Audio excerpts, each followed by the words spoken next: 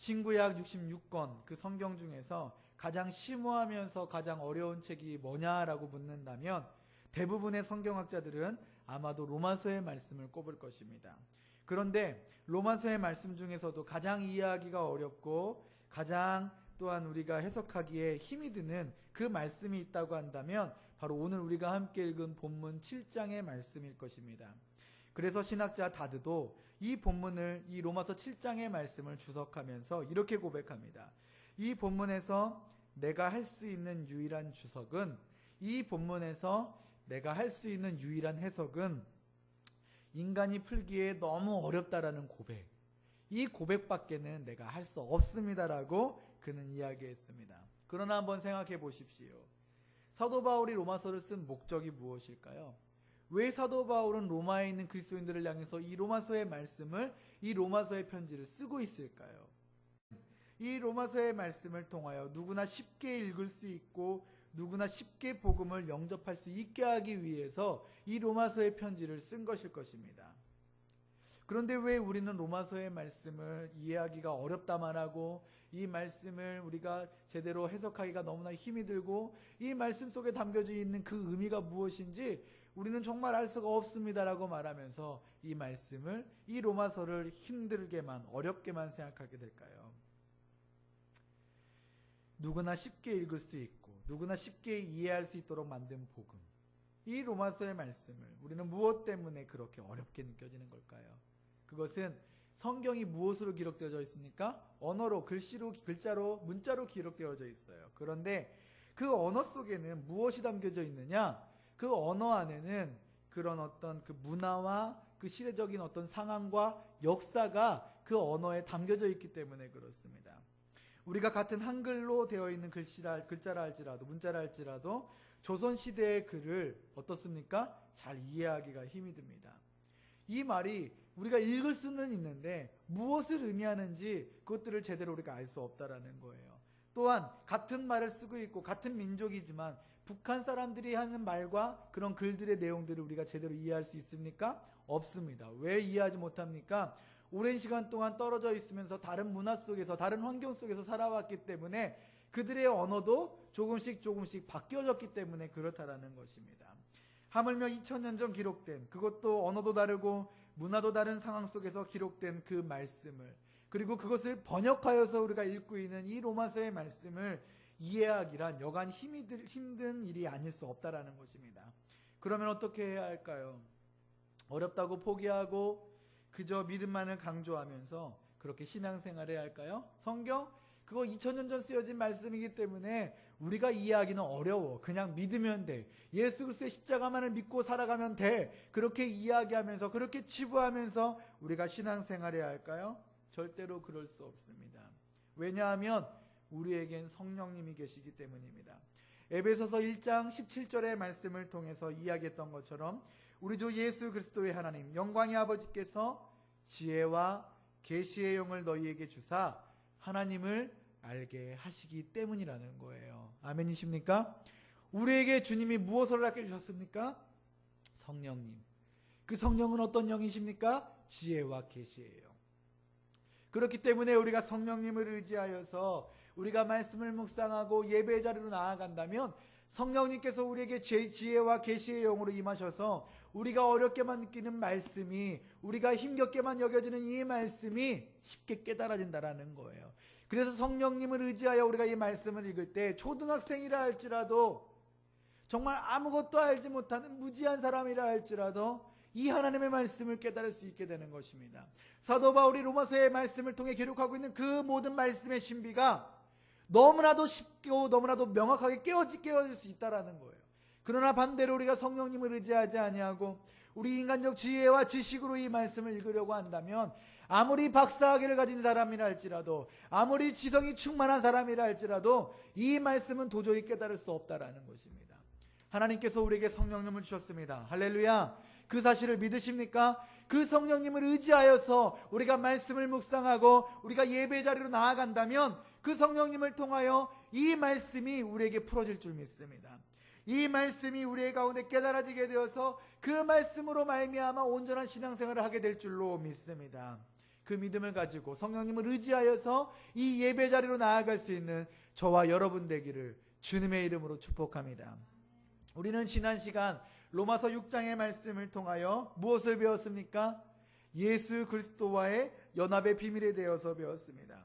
예수 그리스도의 연합이 의미하는 것은 무엇입니까? 그것은 죄에 대하여 죽고 하나님에 대하여 산다라는 것을 의미합니다. 우리가 주님과 연합하였을 때에, 우리가 주님과 연합된 삶을 살아가게 됐을 때에 우리의 삶 가운데 어떠한 역사가 일어납니까? 우리의 영혼이 죄에 대해서 죽게 되는 역사가 일어난다라는 것입니다. 그리고 죽음으로 끝나는 것이 아니라 무엇에 대하여 살게 됩니까? 하나님에 대하여, 의에 대하여 우리의 심령이 새롭게 살아나게 된다라는 것입니다. 그리고 이러한 삶은 언제 시작된다라고 이야기했죠? 예수 그리스도 안에 있게 될 때, 예수 그리스도를 내 인생의 구주로 영접하게 될 때 우리 안에 죄에 대하여 죽고 하나님에 대하여 살게 되는 역사가 일어난다라고 이야기했습니다. 그러므로 성도는, 그러므로 예수님과 연합된 삶을 살아가는 사람은 어떻게 살아가야 된다고요?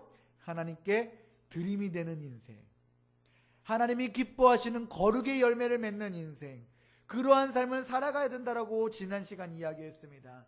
이것이 바울이 로마서 6장을 통해서 말씀했던 연합의 비밀입니다. 예수 그리스도와 연합된 사람, 즉 성도는 죄에 대해서 죽은 자이기에 더 이상 죄 가운데 머물 수 없고 오직 하나님에 대해 산 자가 되어서 하나님께 드림이 되는 삶, 드림이 되는 인생을 살아가야 하는 것입니다. 그러면서 바울은 이제 7장의 말씀을 통해, 특히 13절부터 25절까지의 말씀을 통해 자아 포기의 비밀에 대해서 우리에게 말씀을 전하고 있습니다. 여러분, 자아 포기란 무엇입니까? 내 스스로 할 수 있는 것이 없다는 거예요. 제사함을 받은 자로서 하나님의 기쁨이 되는 삶을 살기 위해 내가 무엇인가를 해보려고 했습니다. 나의 의지, 내 노력, 내 능력으로 뭔가를 이루려 했습니다. 하나님, 죽을 수밖에 없는 나를 구원하여 주셔서 감사합니다. 죽을 수밖에 없는 나, 아무런 소망이 없는 나, 아무런 희망이 없는 나, 이런 나를 택하시고 그리스도의 보혈의 능력으로 말미암아 우리를 의롭다 하시고 우리에게 영원한 생명을 주신 주님, 이제부터 내가 주를 위해 살기를 원합니다. 이제부터 내가 주의 영광을 위하여 거룩의 열매를 맺기 위하여 내가 살아가기를 원합니다. 나의 의지로, 나의 열심으로, 나의 노력으로 이제 이런 삶을 주 앞에 드리기를 원합니다라고 생각했던 우리들의 모습이 어떻게 된다라는 거예요? 나는 아무것도 할 수 없습니다. 주님, 내가 주님을 위해서, 하나님의 영광을 위해서 살아보려 했는데 이것마저도 내가 할 수 있는 것은 아무것도 없습니다. 나는 연약한 자입니다. 나는 아무것도 할 수 없는 무능한 자입니다 라고 고백하는 그런 자아 포기의 삶이 우리 가운데 이루어져야 된다는 거예요. 나타나야 된다는 거예요. 사도 바울은 지금 로마서 7장의 말씀을 통하여 그것을 이야기하고 있다라는 것입니다. 이렇듯 내가 아무것도 할 수 없다라는 것을 알게 될 때, 하나님의 영광을 위해서도 내가 할 수 있는 것이 아무것도 없다라는 것을 깨닫게 될 때, 그런 사람은 주님 앞에 어떻게 됩니까? 엎드려져서 주님, 내가 할 수 있는 것 아무것도 없습니다. 나는 스스로를 포기합니다. 그렇게 자아 포기의 선언을 하게 된다라는 거예요. 사도 바울이 7장 24절의 말씀을 통해 이렇게 고백합니다. 오호라, 나는 공고한 사람이로다. 이 사망의 몸에서 누가 나를 건져내랴. 이런 탄식이 내가 할 수 있는 것이 아무것도 없다라는 것을 깨닫게 될 때에 흘러나오게 된다는 거예요. 지금 바울은 자신을 향해 이렇게 말하고 있는 것입니다. 주님, 나는 비참한 사람입니다. 내 안에는 아무런 가능성이 없습니다. 누가 나를 이 사망의 몸에서 건져낼 수 있을까요? 그런데 여러분, 바울이 왜 이런 말을 했을까요? 믿음의 사람 바울, 복음에 통달한 바울, 날마다 성령과 동행하며 살아가고 있는 그 바울이 오라, 나는 공고한 사람이로다. 누가 이 사망의 몸에서 나를 건져내랴. 왜 이런 고백을 하고 있을까요? 이제야 겨우 예수 그리스도를 통해 죄와 율법으로부터 해방되어서 나는 참 자유함을 누리게 되었는데, 바울은 무엇 때문에 자아 포기의 말을 하고 있는 것일까요?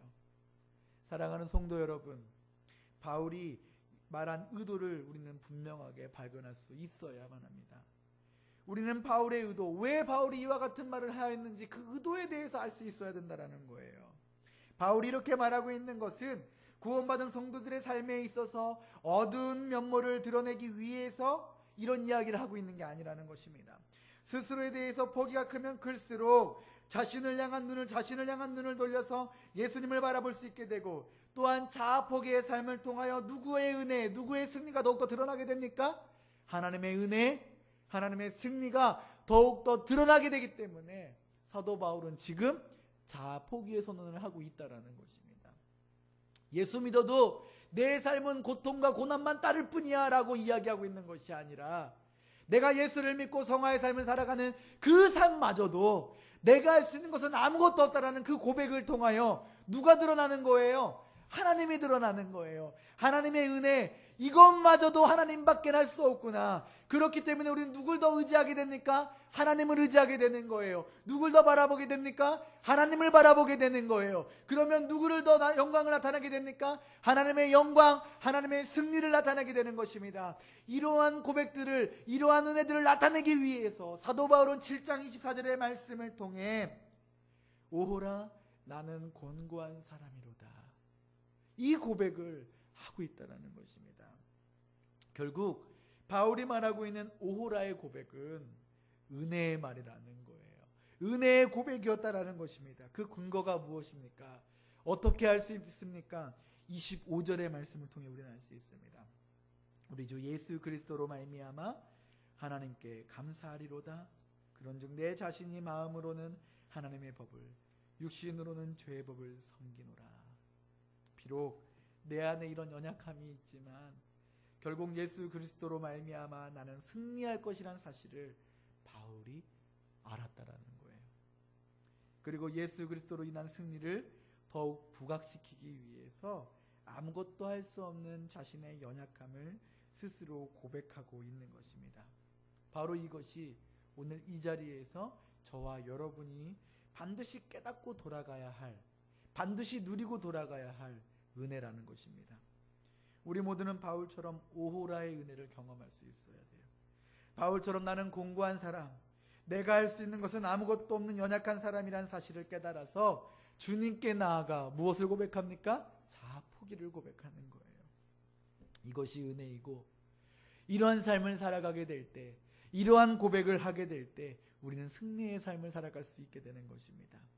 그리고 우리는 이런 삶을 통해서 온전한 성화의 과정을 경험할 수 있고, 그런 삶의 모습을 통하여 어디에 들어갈 수 있습니까? 성화의 과정을 넘어 영화에 이르게 된다는 것입니다. 여러분, 이 사실을 아는 것이 굉장히 중요해요. 우리 처음에 찬양을 나눌 때 우리 전사님께서 고백했던 것처럼 세월호 선장이 왜 망설였다라고 이야기합니까? 확실하게는 알 수 없지만 보험금 생각하니라 망설였다는 거예요. 보험금 때문에.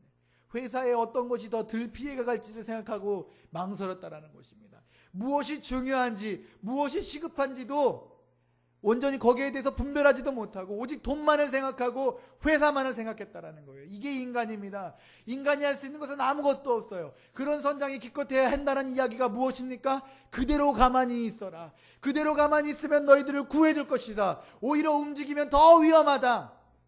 이게 인간이 할 수 있는 유일한 한마디라는 거예요. 선장이라는 사람이, 리더라고 하는 사람이. 그리고 이 세월호 사건을 통해서 제가 한 가지 사진을 목격했는데, 그 사진이 무엇이었냐면 어떤 희생자의 부모가, 어머니가 박근혜 대통령 앞에서 무릎을 꿇고 엎드려 제발 우리 딸 좀 살려달라고, 제발 우리 자식들 좀 살려달라고. 그런데 여러분, 박근혜 대통령이 살릴 수 있습니까? 이 땅에 어떤 권세자가 살릴 수 있나요? 세상 그 누구도 죽음에서 건질 수 있는 사람은 아무도 없습니다.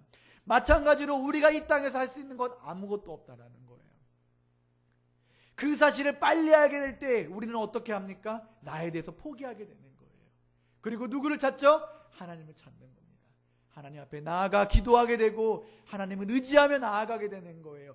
이게 자아 포기의 선언이고, 이게 자아 포기를 통하여 오라 나는 공고한 사람이로다, 이 고백을 통하여 누리게 되는 은혜라는 것입니다. 그렇다면 예수 그리스도 앞에서 자아 포기의 삶은 어떻게 이루어질 수 있을까요?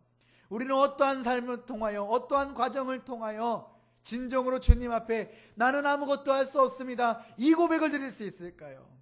그것은 율법을 통한 은혜, 즉 율법을 통해 죄가 살아나는 은혜를 경험할 수 있어야 된다는 것입니다. 율법의 은혜를 우리가 경험해야 된다는 거예요. 율법을 통해서 우리의 죄가, 우리 안에 있는 죄가 살아나게 되는 그 은혜를 경험해야 된다는 것입니다. 하나님 앞에서 자아포기의 은혜를 경험하기 위해서는 먼저 율법을 통한 은혜를 경험할 수 있어야 합니다. 이 말이 어떤 사람들에게는 어려운 말일 수 있습니다. 왜냐하면 지금까지 율법의 부정적인 모습만 우리가 주로 말을 했었어요. 율법에 대하여 우리는 죽어야 된다. 율법을 통해서는 구원받을 수 없다. 율법을 통해서는 의롭다함을 얻을 수 없다. 그런데 율법을 통한 은혜를 경험해야 자아포기의 삶을 살아갈 수 있다라고 말하니까 우리는 헷갈릴 수 있다라는 것입니다.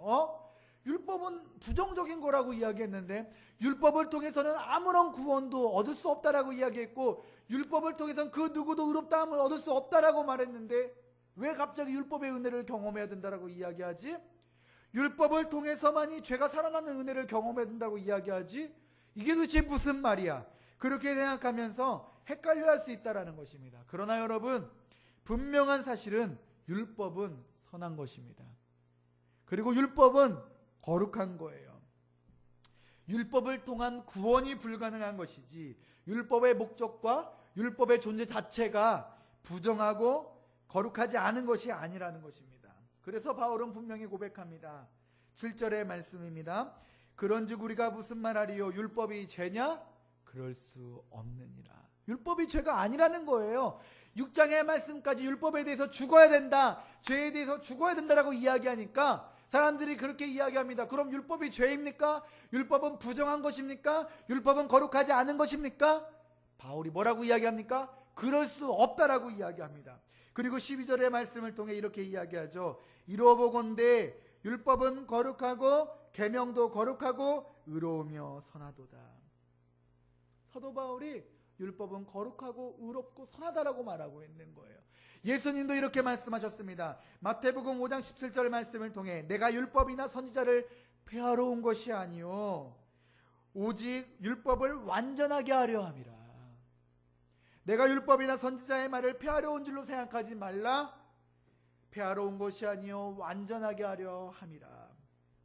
예수님도 바울도 그 어디에서도 율법을 악하고 부정한 것으로 말하고 있지 않습니다. 다시 한번 말씀드리지만 율법은 선한 것입니다. 그러나 죄로 인하여 하나님의 형상이 파괴된 인간은 너무나도 연약하기에 율법을 통해서는 구원을 받을 수 없기 때문에 예수님께서 또 다른 길, 즉 믿음의 길을 우리에게 제시하고 있는 것입니다. 그러면 도대체 율법을 통해서, 율법은 선하다고 말했는데 율법은 거룩하다라고 말했는데 그 율법을 통해서 우리가 얻을 수 있는 은혜는 뭐냐라는 것입니다. 그것은 바로 율법을 통하여 죄가 살아나는 은혜입니다. 좀 더 쉽게 표현한다면 우리가 하나님의 계명을 알면 알수록 내 안에 무엇이 살아나는 것입니까? 죄. 그거 정확하게 죄의식이 살아난다라는 거예요. 죄의식이. 여러분, 율법에는 율법만이 가지고 있는 독특한 기능이 있습니다. 첫째는 본문 7절의 말씀처럼 죄를 깨닫게 하는 기능이에요. 무슨 기능이라고요? 죄를 깨닫게 하는 기능. 바울이 어떻게 7절을 통해 고백합니까? 율법으로 말미암지 않고는 내가 죄를 알지 못하였으니 곧 율법이 탐내지 말라 하지 아니하였더라면 내가 탐심을 알지 못하니라. 율법은 우리 마음에 탐심이 있다는 것을 일깨워줍니다. 그리고 그것이 죄라고 말하고 있습니다. 그러나 세상은 어떨까요?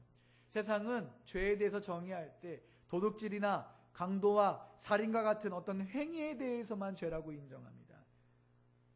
그래서 마음으로 그냥 생각만 하고 마음으로 악한 마음들을 품고 있어도 그것을 행동으로 옮기지 않으면 그것을 죄라고 이야기하지 않아요. 그래서 심리학자는 탐심을 가리켜 이렇게 이야기합니다. 탐심은 죄가 아닙니다.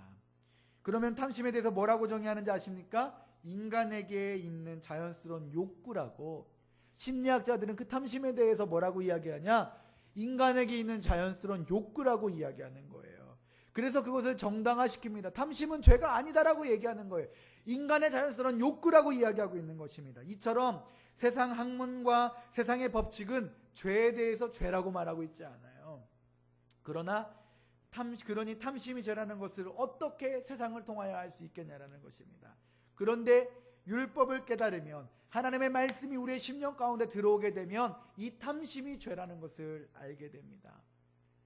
탐심은 10계명 중에 몇 번째 계명입니까? 10번째 계명이라는 거예요. 9번째까지는 행위에 대해서 이야기하고 있는데 정말 10번째 계명은 탐심에 대해서 얘기하고 있습니다. 그런데 사도 바울은 그 많은 계명 중에, 또한 유대인들이, 바리새인들이 지켰던 600개에 해당하는 그 조항들 중에 어떤 행위에 대해서 이야기하는 것이 아니라 탐심에 대해서 얘기하고 있다는 거예요. 탐심을 근거로 죄에 대해서 율법의 기능을 얘기하고 있다는 거예요. 왜냐? 탐심은 마음의 본연에 있는 죄의 본성을 말하는 것인데, 율법을 통하여 무엇이 깨달아집니까? 어떤 행위적인 죄뿐만 아니라 우리 마음속에 내재되어 있는 그 죄의 본성까지도 율법을 통하여 깨달아질 수 있기 때문에 사도 바울은 지금 탐심을 예로 들면서 율법의 기능을 얘기하고 있다는 것입니다. 그처럼 우리가 율법을 알게 될 때 죄가 무엇인지 깨닫게 된다는 거예요. 죄가 무엇인지 깨닫게 되면 어떻게 됩니까? 우리 안에 죄의식이 살아나게 되는 거예요. 죄의식이 살아나게 되면 어떻게 됩니까? 나는 죽게 되는 거예요. 나는 죄인이구나. 나는 어쩔 수 없는 존재이구나. 나는 아무것도 할 수 없는 형편없는 죄인이구나. 그러므로 나는 죽고 무엇만 남습니까? 죄만 남는 거예요. 여러분, 이것은 죄에 대하여 죽는 것과 다른 거예요. 죄에 대하여 죽는 우리의 심령, 우리의 본성, 그걸 얘기하는 것이 아니라 그 죄를 깨닫게 될 때에 나는 어쩔 수 없다라는 것, 나는 이런 죄인이구나라는 것들을 깨닫게 되면서 내가 죽는 거예요. 그러면서 무엇만 남습니까? 죄가 남는다라는 것입니다. 둘째로 율법의 기능은 무엇이냐? 마음속에 있는 욕구를 충동지래요.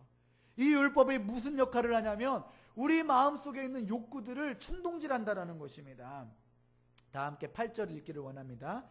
7장 8절입니다. 시작. 그러나 제가 기회를 타서, 함께 읽겠습니다. 시작. 그러나 제가 기회를 타서 이는 율법이 없으면 죄가 죽은 것입니다. 여러분, 죄가 기회를 타서, 여기서 말하는 기회라는 것이 무슨 뜻이냐면 거점을 뜻해요. 거점. 그러므로 제가 율법을 거점으로 삼아서 탐심을 이루었다라는 말입니다. 이게 무슨 말이냐? 그러면 율법이 하지 말라고 말을 하게 되면 우리 안에 더 호기심이 생긴다라는 거예요. 그래서 그 호기심을 통하여 죄를 짓게 된다라는 거죠. 마치 영화를 보게 될 때, 미성년자 때 19금이라고 해서 미성년자 관람불가라는 딱지가 붙습니다. 그럼 미성년자들, 청소년들은 어떤 마음이 듭니까? 더 호기심을 갖게 되고 더 보고 싶어지는 마음들이 갖게 된다라는 거예요. 그리고 들어가지 마시오, 이곳은 위험합니다 라는 어떤 팻말들이 쓰여 있게 되면 우리 사람은 어떤 마음이 듭니까? 들어가서 왜 위험한지, 무엇 때문에 들어가지 말라고 하는지 확인해보고 싶은 욕구가 일어나게 되고 그것들을 침범하게 된다는 거예요. 율법의 기능 중에 이와 같은 기능이 있다고 한다는 것입니다. 이걸 죄라고 말하니까 이게 왜 죄지? 라고 생각하면서 그것에 대해서 정말 침범해보고 싶고 그 일들을 이루어보고 싶은 충동된 마음들이 우리 가운데 일어난다는 것입니다. 이것이 율법의 두 번째 기능이라는 거예요. 그리고 세 번째 율법이 가지고 있는 기능은 무엇이냐? 율법은 우리를 속이는 도구라는 거예요. 율법은 우리를 속이는 도구가 된다는 것입니다. 바울은 11절 말씀을 통해서 이렇게 고백합니다. 죄가 기회를 타서 계명으로 말미암아 나를 속이고 그것으로 나를 죽였는지라. 나를 생명으로 인도하여야 할 계명이 죄의 도구가 되어서 나를 속이고 그 결과 나를 죽음으로 이끈다라는 것입니다. 우리를 생명으로 이끌어야 될 그 율법이 죄가 기회를 틈타서 이 율법을 통하여 우리 가운데 죄를 짓게 한다라는 거예요. 그리고 그 죄를 졌으니까 그 결과가 어떻게 됩니까? 죽음이라는 거죠. 죄가 어떻게 율법을 이용하여 우리를 기만하는지 아십니까? 죄가 어떻게 우리를 속이는지 아십니까? 보웬이라는 신학자는 죄의 기만에 대해서 이렇게 이야기합니다. 첫 번째로 죄 가운데서 만족을 찾을 수 있다. 죄 져도 괜찮아. 그 죄를 통해서 아무리 죄를 져도 그 죄를 통해서 네가 만족할 수 있는 뭔가가 있어. 그러니까 죄를 져도 돼. 그렇게 죄가 우리를 기만한다라는 거예요. 두 번째 기만은 무엇이냐? 죄에 대해서 충분히 핑계댈 수 있다라는 거예요. 우리가 도둑질을 합니다. 우리가 어떤 거짓말을 합니다. 어떤 폭력을 행사합니다. 누군가의 피해를 끼칩니다. 그런데 핑계댈 수 있다라는 거예요. 어쩔 수 없었다고. 이런 상황이었기 때문에 그렇게 핑계댈 수 있다고. 그러니까 너는 괜찮아. 이런 죄를 졌지만 어쩔 수 없는 상황이었기 때문에 질 수밖에 없어. 누구라도 이런 상황이라면 죄를 질 수밖에 없어. 그렇게 죄가 우리를 속인다라는 거예요. 세 번째는 무엇이냐? 죄의 결과로부터 도피할 수 있다. 성경은 뭐라고 이야기합니까? 죄의 삭은 사망이라고 이야기해요. 그런데 그 죄는 어떻게 우리를 속이냐? 죄의 결과, 사망으로부터, 그 책임으로부터 우리가 벗어날 수 있다라고 말하고 있다라는 것입니다. 여러분, 이게 죄의 속임수예요. 이게 우리를 향한 죄의 기만이라는 것입니다. 이 속임수에 누가 넘어갔습니까? 태초의 사람, 아담과 하와가 넘어간 거예요. 정녕 너희가 죽는다고 이야기했느냐? 너희들이 죽지 아니하리라. 오히려 너희 눈이 밝아져서 하나님처럼 될 것이다라고 이야기하니까 그들이 그 속임수에 넘어간 거예요. 그리고 보니까 먹음직하고 보암직하고 탐스럽게 했다라는 거예요. 그래서 그 속임수에 넘어가 죄를 짓게 되고 결국 그들이 어떻게 되었나요? 죽을 수밖에 없는 존재가 되었고 그의 후손들인 우리 인간들 모두가 죽을 수밖에 없는 존재가 되었다라는 것입니다. 사랑하는 성도 여러분, 세상 그 어떤 것으로도 우리에게 만족을 줄 수 있는 것은 없습니다. 그리고 그 어떤 것으로도 죄에 대해서 핑계댈 수 없습니다. 그런데 죄는 기회를 틈타서 율법을 이용하여서 우리를 속이고 또 그렇게 우리를 넘어뜨린다라는 것입니다. 그 속임수에 날마다 우리는 넘어가고 있어요. 주일 성수에 대해서, 예배에 대해서, 헌금에 대해서, 봉사에 대해서, 헌신에 대해서, 말씀의 순종에 대해서, 거룩의 열매에 대해서 분명하게 성경은 우리에게 말씀하고 있지만 죄가 그 계명을 이용하여서 합리화시키고 이것들을 통해서 우리가 계속해서 넘어지도록 우리를 기만하고 속인다라는 것입니다. 이런 세 가지가 율법이 가지고 있는 독특한 기능이라는 거예요. 그리고 우리는 이런 율법의 기능들을 통해서 무엇을 깨닫게 됩니까? 죄가 깨달아진다는 거죠. 우리를 충동질하고 우리를 속이고 죄를 알게 하고 이 모든 일련의 과정들을 통하여 무엇만 남습니까? 죄만 남는 거예요. 이 율법의 세 가지 기능들을 통해서 내가 얼마나 흉악한 죄인인지 그것들을 깨닫게 된다는 것입니다. 그럼 죄를 깨달으면 깨달을수록 그 죄에 대해서 인식하면 인식할수록 우리 안에 무엇이 생깁니까? 죄의식이 생기는 거예요. 그러면 죄의식이 살아나는 것이 왜 은혜일까요? 이것은 죄책감하고는 다른 말입니다. 정말 성도가 죄의 책감에 짓눌려 살아가게 되는 것은 은혜도 아니고 그것은 온전한 신앙도 아니에요. 죄의식은 죄책감하고 구분되어져야 되는 말이라는 것입니다. 죄의식은 이것과 달라요. 죄의식이 살아난다라는 말은 내가 얼마나 죄인인지, 내가 얼마나 연약한 존재인지 그것들을 적나라하게 깨달아지게 되고 그것들을 보게 되는 것을 말하는 거예요. 그래서 죄의식을 갖고 살아가는 사람들은 나를 보지 않습니다. 왜 나를 안 봅니까? 나는 이런 죄인인데 내 안에 볼 게 뭐가 있어요? 내 안에 돌아봐봤자, 나를 바라보아봤자 죄밖에 안 보이는데, 흉악한 모습밖에 안 보이는데, 아무런 가능성 없는 그런 모습들만 보게 되는데 왜 나의 모습을 보겠냐라는 것입니다. 그러면 누구를 바라보게 될까요? 예수님만 바라보게 되는 거예요. 우리 주 예수 그리스도의 십자가만을 보게 되는 거예요. 내 안에 허물만 보이기 때문에 그때부터 이젠 주님만을 바라보게 되고 그때 비로소 주님 나는 아무것도 할 수 없습니다라는 자아 포기의 선언이 나오게 된다는 것입니다. 이것이 율법이 주는 은혜라는 거예요. 율법을 통해서 죄를 깨닫게 되고 율법을 통해서 나의 죄의식이 살아나게 되고 그 율법을 통하여 나는 죽고 죄만 살아나게 되고 죄만 보이게 되니까 우리는 누구를 바라봐야 됩니까? 주님만 바라보게 되는 거예요. 이게 율법을 통해 우리가 얻어야만 하는 은혜라는 것입니다. 정말 주님만을 바라보는, 죄를 통하여 나 자신에 대해서 철저하게 실망하고 깨어진 사람. 그래서 주님 세상과 나는 간 곳 없고 오직 누구만 보입니까? 구속한 주만 보게 되는 것. 이게 율법이 주는 은혜이고 이런 삶을 경험하게 될 때 진정한 자아포기의 고백이 우리에게 나오게 되는 것입니다. 더 나아가 예수 그리스도 앞에서 자아포기의 삶은 어떻게 이루어질 수 있을까요? 성도는 자기 모순된 삶, 그 모습들을 발견하게 될 때 자아포기의 삶을 살게 되는 것입니다. 나의 모순, 자기 모순, 내 안에 모순되는 모습들을 발견하게 될 때 자아포기의 삶을 살아갈 수 있게 된다는 것입니다. 율법을 통해 죄가 살아나는 사람은 누구를 찾게 된다고 이야기했습니까? 죄의 문제를 해결할 수 있는 존재를 찾게 되는 거예요. 그렇기 때문에 그런 사람은 예수님을 찾을 수밖에 없습니다. 그리고 십자가 앞에서 엎드려질 수밖에 없는 것입니다. 그렇게 예수 그리스도의 은혜로 말미암아 성도는 죄에 대하여 죽은 자가 되는 것입니다. 그런데 율법 앞에서 자기의 죽음을 맛본 사람은 내 안에서 또 다른 무언가 꿈틀대는 것을 발견하게 됩니다. 그것은 19절을 통해서 밝히고 있는 내가 원하는 바 선이에요. 우리가 죄에 대해서 발견하게 될 때 그 죄를 통하여 내 안에 할 수 있는 것은 아무것도 없게 되고 이 죄의 문제를 해결해 줄 수 있는 존재를 찾게 된다고 이야기했죠. 그 존재가 누구입니까? 예수 그리스도. 그 예수 그리스도를 바라보게 될 때 어떤 마음이 듭니까? 희망이 발견되는 거예요. 소망이 생기게 되는 거예요. 내 안에 생명이 살아나게 되는 거예요. 그러면 어떤 마음이 들까요? 이런 죄 많은 나를 구속하여 주신 주님 감사합니다. 이제부터 내가 주님만을 바라보기를 원하고 이제부터 내가 주님만을 섬기기를 원하고 하나님의 나라를 위하여 내가 살아가기를 원합니다. 이와 같은 선한 마음이 우리 가운데 생기게 된다는 것입니다.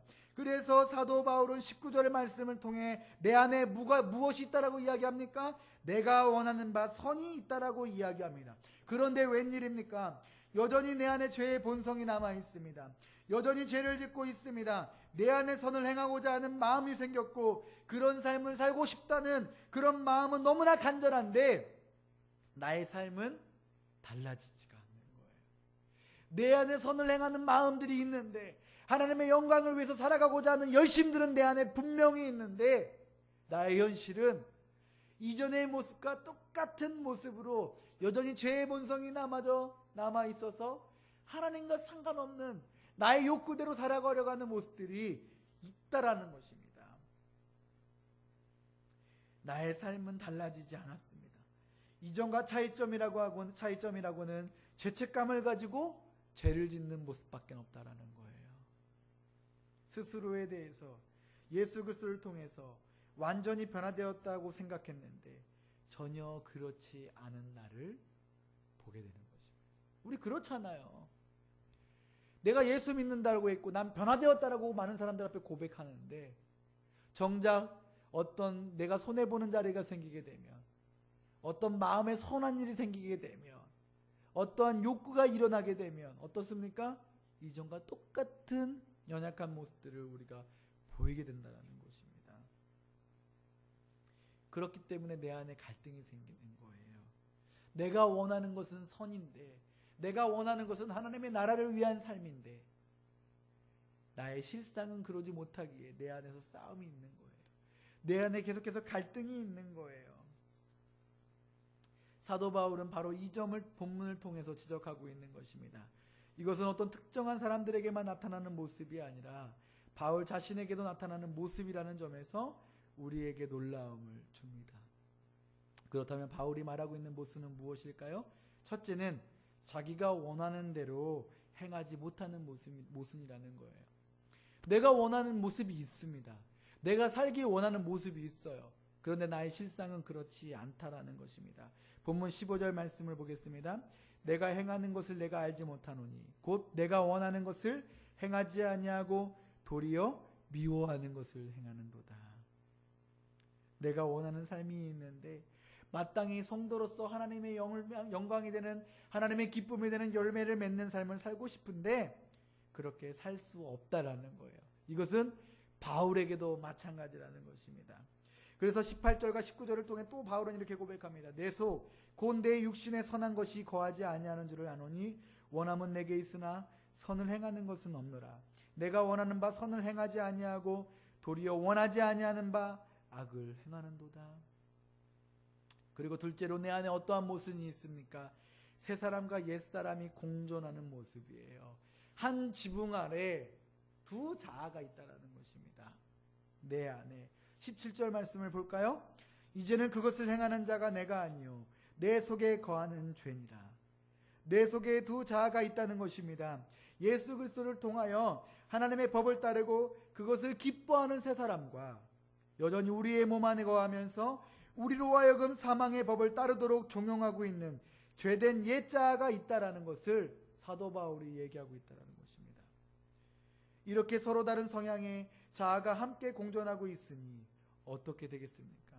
날마다 갈등하고 날마다 싸우는 것입니다. 또한 하나님의 법을 기뻐하는 세 사람이 이겨서 날마다 선한 삶을 살 수 있으면 좋으련만 대부분 실패하고 대부분 넘어지는 거예요. 그래서 어떤 신학자는 우리의 몸을 가리켜 이렇게 이야기합니다. 우리의 몸은 죄를 짓는 작업장과 같다. 우리의 몸이 죄의 작업장과 같다라는 거예요. 날마다 죄를 질 수밖에 없는 연약한 우리의 몸이라는 것입니다. 세 번째로 죄를 범하는 모순이 우리 안에 있습니다. 죄를 범하는 모순. 23절 말씀을 한번 읽어볼까요? 시작. 내 지체 속에서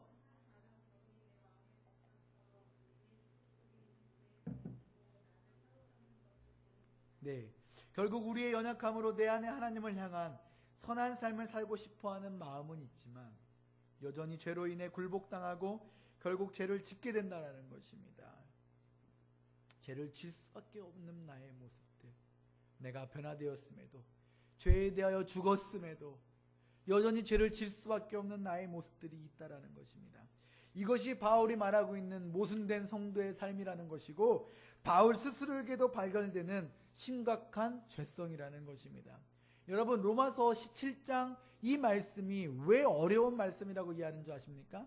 두 가지의 해결되지 않는 난제가 있기 때문에 그래요. 특히 7장 13절부터 25절까지 해서 나오고 있는 나라는 존재가 과연 누구냐라는 것입니다.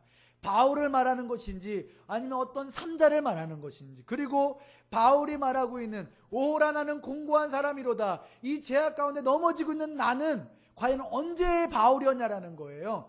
예수님을 믿기 이전에 죄된 모습으로 살아가고 있었을 때의 나인지, 아니면 예수님을 믿고 난 구원받은 성도의 성화된 삶을 살아가고 있는 성도의 고민인지, 이 양자 간의 고민들이 해결되지 않고 있기 때문에 사람들은 이 로마서 7장의 말씀을 해석하는데 어려움을 가지고 있다는 것입니다. 그러나 저는 이 말씀에 대해서 이렇게 생각합니다. 여기서 말하고 있는 나라는 것은 사도 바울을 말하는 것이고, 이 시점은 언제이냐? 사도 바울이 다메섹 도상에서 예수님을 만나게 되고 주님을 나의 구주로 고백하게 되며 믿음의 삶을 살아가고 있는 가운데 벌어지게 되는 고민, 믿음의 삶을 살아가고 있는 가운데 겪게 되는 어려움을 사도 바울이 7장의 말씀을 통해 고백하고 있다는 것입니다. 그렇다면 이 말씀은 누구를 향한 말씀입니까? 구원받은 성도들을 향한 말씀이라는 거예요. 성화의 삶을 살아가고 있는 저와 여러분을 향한 말씀이라는 것입니다. 내가 주를 믿는데, 내가 주님을 영접했는데, 내 안에 성령님이 있는데, 내 안에 주님을 향한 선한 일을 이루고자 하는 마음들이 있는데 왜 나는 죄를 질 수밖에 없는가? 왜 나는 날마다 넘어질 수밖에 없는가? 왜 내 안에 새 사람과 옛 사람의 모습들이 공존하고 있는가? 그 고민, 그 갈등들을 기록하고 있는 말씀이 이 로마서 7장의 말씀이라는 것입니다. 그러면 이 모순된 삶의 모습을 통해 우리는 무엇을 발견하게 될까요? 여전히 주님, 그렇군요. 내가 할 수 있는 것은 아무것도 없군요. 내가 구원받았다라고 이야기하는데, 내 안에 성령님이 계시다고 말하고 있는데 내가 할 수 있는 것은 아무것도 없고, 나는 변화되었다라고 말하고 있는데 여전히 나는 죄 가운데 머물고 있군요. 주님, 그 십자가를 바라보며 나는 아무것도 할 수 없습니다. 어떤 고백? 자아 포기의 고백들을 하게 될 수밖에 없게 된다는 거예요. 율법의 은혜를 통하여 죄가 드러나게 되었을 때에 십자가를 바라보게 됩니다. 내 안에 모순된 모습들을 발견하게 되었을 때에 십자가를 바라보게 됩니다. 그리고 나는 할 수 있는 것이 아무것도 없습니다. 그 고백을 하게 된다는 것입니다. 그런데요, 이게 은혜예요. 오호라 나는 공고한 사람이로다. 이게 은혜라는 것입니다. 왜 은혜냐? 25절의 말씀을 보십시오.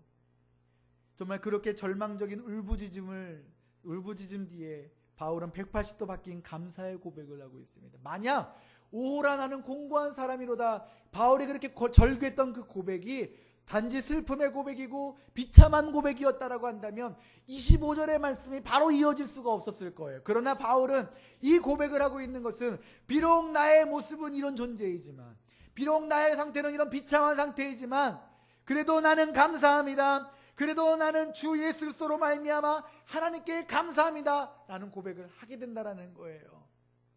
왜? 주님이 나와 함께 하시면, 내가 주님을 의지한다면 나는 승리할 수 있기 때문에, 결국 나는 승리하게 될 것이기 때문에, 바울은 공고한 사람이고 사망의 몸에서 나는 건져 나올 길이 없다라고 고백했지만 예수 그리스도로 말미암아 나는 감사하다라는 고백을 하고 있다라는 거예요. 그래서 7장의 이 고백은, 7장의 말씀은 희망의 메시지예요. 우리가 사도 바울 생각하면 나와 다른 사람이라고 생각하지 않습니까? 사도 바울은 정말 특별한 사람이라고 생각하지 않습니까? 그래서 사도 바울이 말하고 있는 그 고백, 그 믿음의 삶이 나와는 동떨어진 삶의 모습 같다고 생각하지 않습니까? 그런데 7장의 고백을 보세요. 우리와 똑같은 고민을 하고 있다는 거예요. 우리와 똑같은 어려움들이 있다라고 하는 거예요. 그러면서 사도 바울이 25절에 희망의 메시지를 전합니다. 우리 주 예수 그리스도로 말미암아 하나님께 감사하리로다. 우리 안에는 구원을 얻기 위한 아무런 자격이 없습니다. 내가 신학대학을 나오고, 내가 목사고, 내가 모태신앙이고, 내가 헌금을 많이 하고, 내가 아무리 하나님 앞에 정말 헌신된 삶을 살아한다 할지라도 내 자신을 바라보게 될 때 하나님의 영광을 위해서 할 수 있는 것이라고는 아무것도 없다라는 것입니다. 그러나 우리가 바울처럼 예수 그리스도를 바라보게 되면 우리는 어떻게 할 수 있죠? 승리할 수 있다라는 거예요. 우리는 믿음의 고백을 할 수 있다라는 것입니다. 여러분, 내가 죽었기 때문에 예수님이 죽으셨습니까? 아니죠. 예수님이 죽으셨기 때문에 내가 죽은 거예요. 예수님이 부활하셨기 때문에 또한 우리가 어떻게 됩니까? 부활의 소망을 가질 수 있는 것입니다.